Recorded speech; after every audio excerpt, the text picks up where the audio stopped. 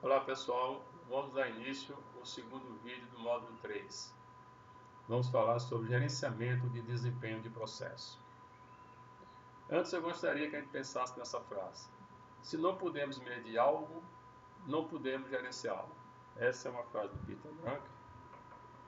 E aí ele, de certa forma, resume o que a gente vai colocar sobre esse assunto. Então é de grande importância que se tenha o máximo de informações possíveis com relação ao processo para que se possa depois acompanhar e fazer a gestão do seu desempenho. O gerenciamento de desempenho de processo consiste no controle de como o trabalho está sendo executado, de como o trabalho se desenvolve. Nesse momento também é importante aproveitar e revisar os objetivos, né? Os objetivos, como o processo está atendendo aos interesses da empresa, né? E questionar quem são os clientes, quem é o cliente do processo, o que estamos entregando no processo é o que o cliente está desejando, estamos atendendo de forma semelhante às outras empresas de mercado, temos alguns problemas, existem alguns desafios. Então, a ideia é que, junto com o gerenciamento do desempenho, esteja sempre se estudando, se questionando como o processo está sendo atendido ou está atendendo na empresa. O monitoramento, né, do desempenho dos processos é feito através de PPIs ou KPIs. PPIs que são indicadores de desempenho de processo. Então, na realidade, os PPIs, eles derivam dos objetivos do processo e permitem controlar o desempenho em termos de tempo, em termos de custo, em termos de capacidade, em termos de qualidade. Quando você tem medições contínuas, né, e aí você tem informações que podem contribuir para a tomada de decisão. Então, é muito importante que se tenha números para que se possa questionar o processo, para que se possa validar no segundo momento, né, alguma melhoria, alguma coisa que tenha acontecido. Então, na realidade, o processo precisa de números. E esses números têm que ser definidos, questionado e negociado com a empresa inteira. O gerenciamento de desempenho de processos, ele depende da maturidade da empresa. Ou seja, quanto mais a empresa estiver evoluída na parte de gestão de processo, melhores serão os seus indicadores.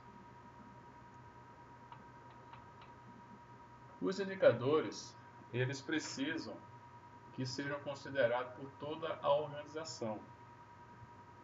Porque se esse número não for representativo, não vai atingir os objetivos que ele se propõe, de fornecer informações para os gestores da empresa. Então, normalmente nas grandes empresas acontecem reuniões semestrais ou mensais, bimestrais, com qualquer periodicidade, onde se vai se discutir, mostrar os indicadores de cada área ou de cada processo, né?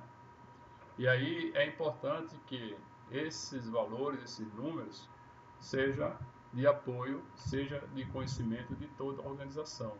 Então, é importante definir o que vai ser medido, qual o objetivo da medição, qual a fórmula que vai ser usada no cálculo, né? Qual o parâmetro de comparação, se tem metas a se atingir, se tem algum desafio.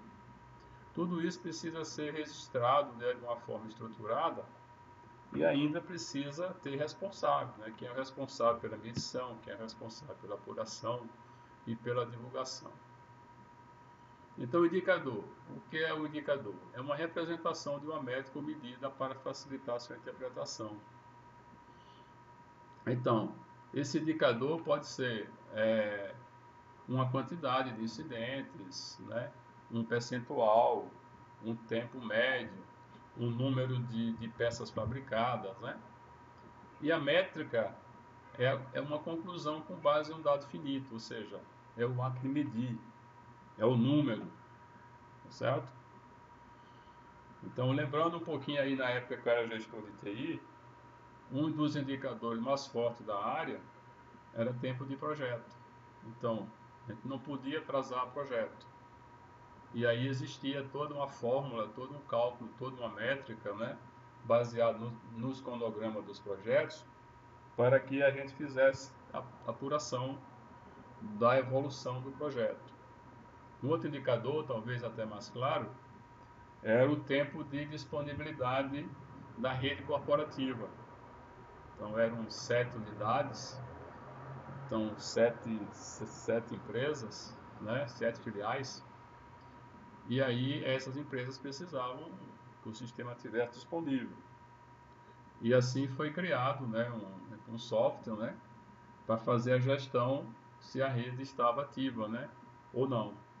E aí tinha um software que ficava monitorando os roteadores de cada unidade para verificar se ele estivesse respondendo é porque ele estava ativo, se não estivesse respondendo porque o link tinha caído. E assim tinha uma fórmula, né, de cálculo, uma forma definida para calcular o índice de disponibilidade, porque de repente caía uma unidade e não caía outra, como é que a gente apurava. Então foi criado um processo através de uma ponderação pelo número de usuários de cada unidade. Mas cada processo também tem os seus indicadores. Por exemplo, de repente um processo de vendas para cliente, você tem um indicador que é o volume de vendas em termos financeiros, ou o número de contatos que os clientes fazem, né? Ou o número de atendimentos que foi feito, o número de peças fabricadas. Então, tudo isso são exemplos de indicadores. A ideia dos indicadores é que eles não sejam muitos. A gente normalmente começa a pensar em vários indicadores, mas isso não é importante. A ideia é que se trabalhe com um número de indicadores bastante baixo, mas consistente, né? Que sejam entendidos por todos, que tenham uma regra de apuração clara e definida e considerada por todos, não é? A sistemática de apuração é bom que ela seja apoiada pela tecnologia da informação, ou seja, que a apuração do indicador seja feita de forma automática, através de uma consulta, através de um relatório, de algum programa informatizado, e não pelo Excel. No Excel a gente tende, né, a ter uma vontade de dar um ajustezinho lá nos números e tal para ficar mais adequado. Então a ideia é que os indicadores existam, sejam escolhidos, sejam negociados com a alta direção, que tenham uma fórmula clara e definida de como é feito, que a qualquer momento, né, o número que foi apresentado possa ser auditado com base nos dados. Uma outra coisa importante é que se você tiver uma apuração contínua desses indicadores, se tiver uma apuração diária, vamos dizer assim, pode-se tomar decisões, né? Pode-se ter intervenções durante o ciclo do indicador e não só no final, quando você apurar o número. Então você já vê que o indicador não está indo bem naquele momento, naquele dia, naquele mês, e já pode pensar numa ação, em algo que você possa fazer para melhorar, né, o processo. A ideia é que também se tenha um painel, né, se tem um software que você tem um painel de visualização para esses indicadores. Existem vários softwares disponíveis no mercado. Caso você não tenha algum ou não possa comprar, o Excel é razoável, vamos dizer assim, para se construir um painel de indicador.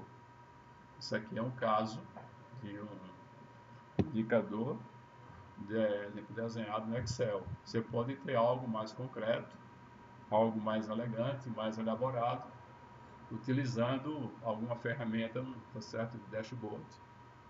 Como no caso aí, um exemplo aí que está sendo considerado, mostrado nesse slide. E assim nós finalizamos o nosso assunto com relação a desempenho de processo de negócio.